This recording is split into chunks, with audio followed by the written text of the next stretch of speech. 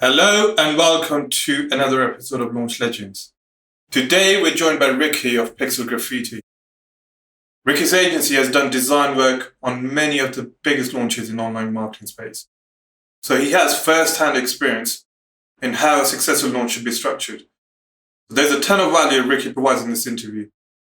But before, if you're watching this on YouTube, please hit the subscribe button, rate and review. If you're listening to this on a podcast, please rate and leave a review.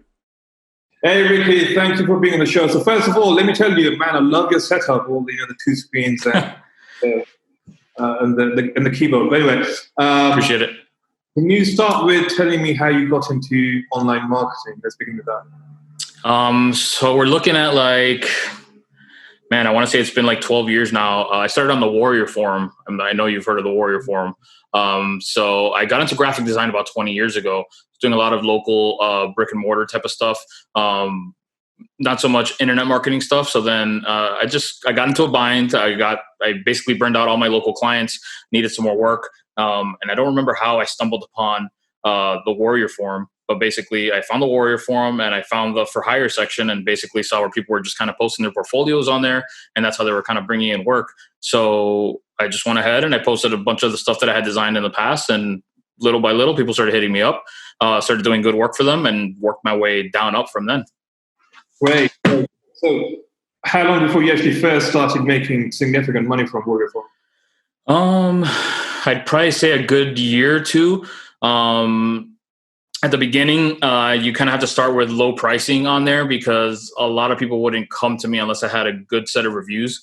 Reviews were key on there. Good testimonials, good track record. If you had just one bad review, basically ruined your entire thread and your entire chances of basically getting any work on there. So I focused more, not so much on the money-making side of it, but more doing good work for the clients. That way they would give me good testimonial and on top of that, a referral to somebody else that might need some work or repeat work from that client as well. Well, that's great. That's a lot of work in the beginning where you're not making that much money, but you're building that second proof. So, yeah, I had a lot of 4 and 5 a.m. nights doing that and basically building that up. Very shortly into starting that, I'd say probably within the first month, I was on the top of the list as far as top designers on the Warrior Forum. My thread blew up. I was getting hit up left and right by different clients at that point. And still charging peanuts for the work I was doing. I didn't know any better on how much I can actually charge online and for the work and services I was providing for my clients. So kind of just kept going with the pricing that I was doing. And like I said, I wasn't focusing so much on the money aspect of it at the time. I was more focusing on building my name and my reputation at the time. Right. So your situation is a bit different where you are actually behind a lot of the big launches. A lot of the big guys, they're hiring you to do their design. So let's talk about your first launch you did with someone or did yourself. How did that go? Man, I can't remember any off the top of my head as far as a name goes. I am behind a lot of different launches and I'm the guy that's behind the scenes. I'm the guy that nobody knows about, nobody hears about. And I think it's mainly because nobody wants to reveal their secret and who their secret designer is that's putting everything together. So I kind of got stuck behind the scenes, which is fine with me. I don't care because I still get around and I still get work done. So a lot of times I'll do work for a lot of different clients and they don't even know that I'm doing work for them because I'm the guy behind the scenes and they think I'm their best kept secret for their launch. So as far as an actual launch goes in the beginning, man, there were so many products being pumped out back in the day on JV Zoo and stuff like that. And I was part of a lot of them. I did a lot of their sales pages. Very different from now till then is that I was doing a lot of the sales page designs full done on Photoshop. And then I was taking that sales page design and I had a developer on staff that was basically slicing the page up for me and building it that way. So it was a lot longer of a process to kind of get a launch going than what it is nowadays, which we can get into a little bit further here now in a bit. How were things differently back then compared to now? The speed on how fast I can put a good converting sales page together, a good converting funnel together. The term funnel wasn't even around back then. That kind of blew up now with the whole ClickFunnels thing. But yeah, definitely the speed. It was a lot longer. Like I said, I would have to design the entire page on Photoshop, make sure that was all good, make sure the client did like a final approval on that design and make it very clear to them that once that was the final approval and it went into production, into development, that's it. The changes on the actual graphics are really hard to make and very time consuming. So, on a launch, you kind of have a deadline and a timer ticking and everybody doesn't every time have their stuff in a row, and everything's a little kind of a mess. So I had to make it very clear to them, like, we got to make sure we have these deadlines, and you got to make sure you approve these things, and they can't go back and be changed. We just don't have the time to do so. As opposed to now, it's a lot quicker to get edits in. Last minute, it'll take me 2 seconds to make a change on a page, or again, as compared to before, I needed to go back to my developer, hit him up, or go into the code myself and go ahead and make some changes there myself, which took a lot longer than kind of just some drag and drop software that we have right now. It's actually quite funny. I think you were doing all that stuff, a lot more stuff than now, but then I bet you were charging a lot less than what you're charging now, right? I was charging probably an eighth of the price of what I'm charging right now, which is crazy. I was doing a lot more work, and I was charging a lot less. Yeah, definitely. Funny enough, I was rotating a lot more clients back then. I had the wrong mentality at the time. Like I said, I was younger. I just came into the scene, and I didn't really know. I didn't really think about it. Like I said, I was mainly focusing on building my reputation at the time. But I really didn't think about, well, how can I make more money and work less time? Okay. And I do have a little story about that if I can get into that, if that's all right. Okay. So what year was that? Was it like 2010, 9, 11 or something? 2008 to 2010. How big were the launches at that time? They were still doing launches that were doing 200,000-300,000 on a launch. So it was still really good money back then. For me, I wasn't working on any type of commission or anything. So it didn't bother me based on what I was charging, and then seeing how much money my clients were making on the launches. It was more of I felt good on how much money they were making with my designs. Right. So let's talk about one of your more recent launches. I know you've done some great big launches. So just pick any big one and talk about how that went. So the last launch, and this was recently, this was last week, Smart Video Revolution. They're a company called Video Remix. So they did a launch back in 2017 was their initial launch in JVZoo. I think they did about 670,000 initially. It's a personalized video where basically people can go in, they put that video on their website, and say if you land on that website and you click connect with your Facebook, it automatically takes your name, profile picture, and automatically puts it in different sections of the video depending on how it was set up. So they hired me on to set up the funnel for that project. That included a front-end sales page with, initially it was 4 one-time offers, and then obviously just a standard thank you page on the back end. But we reduced that to 3 one-time offers. We combined 3 and 4, but they were very long pages. The initial sales page, we're looking at like 4,000 or 5,000 words of copy. So that was like a 35 to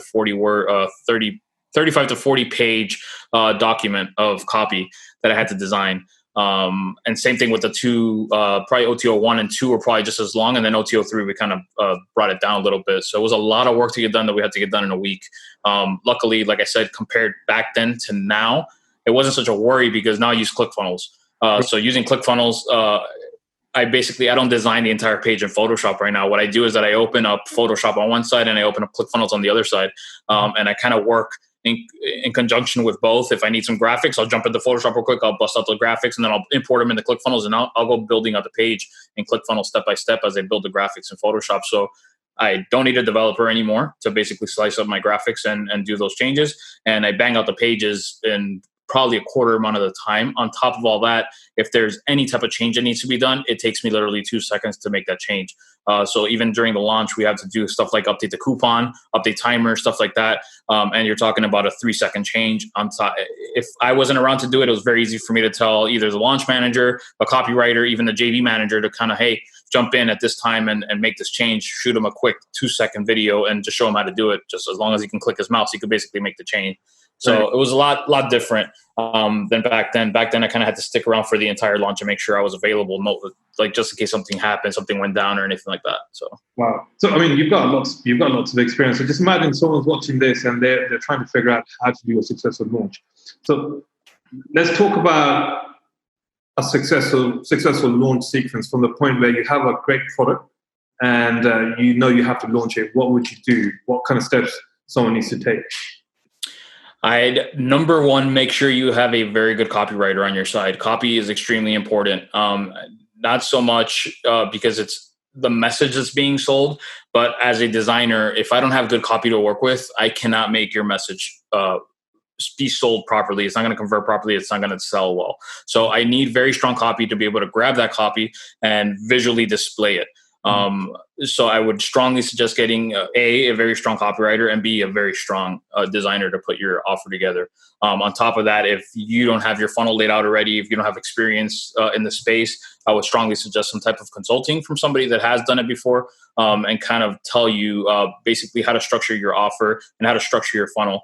Anywhere from what offers you're going to give on your front end, leading into your different OTOs, price points, stuff like that, any type of bonuses you want to add, other stuff like that. I think that's a great advice. I think a lot of people, they struggle in the beginning because they try to do everything on their own. They probably take a course and then they try to do everything themselves. But right, the whole thing is so much easier if they hire a consultant or a mentor who's done that many times before, and he's just doing in like couple of days, couple of months, which might take you a couple of years of like trial and error. So I think that's a great. Exactly. Yeah, definitely. Like you said, a lot of people want to do it on their own, and I understand budget's a big issue. But even if you want to go cheap, you don't need to go and hire the biggest guy, the biggest copywriter, the biggest designer. But if that's not your strong suit, you kind of want to steer away from that, and it's going to cost you a lot more money if you try to do it on your own. Going to cost you a lot more time, a lot more money, a lot more frustrations, a lot more headaches. And if you just kind of go out and hire somebody that has the talent to be able to put that all together for you, and you just stick back, man the ship, and tell them what you want done, and it'll all get done for you. I think it's not even about the budget. I mean, if you want it bad enough, you'll make it happen. So I was speaking to Joey Thojo from videos, and he was telling me he started in 2013, and he never had any money. So he just went to Alex Jeffries and he made a documentary for him because that was something he was good at. And then Alex Jeffries, he liked a documentary so much that he just gave him the coaching for free. So there are always different ways to get that mentor on board. You just have to offer something which is valuable to them. So it's not really about you want it bad enough, you'll make it happen, right? So something I've done a lot this beginning of this year, and it kind of leads into what you just said right now, is offering a lot of free value on the front end, not coming out the gate and pitching a product or pitching a price, or if somebody asks me about a funnel design or something like that, or for a launch, I don't just come out and tell them, hey, it's X amount of dollars.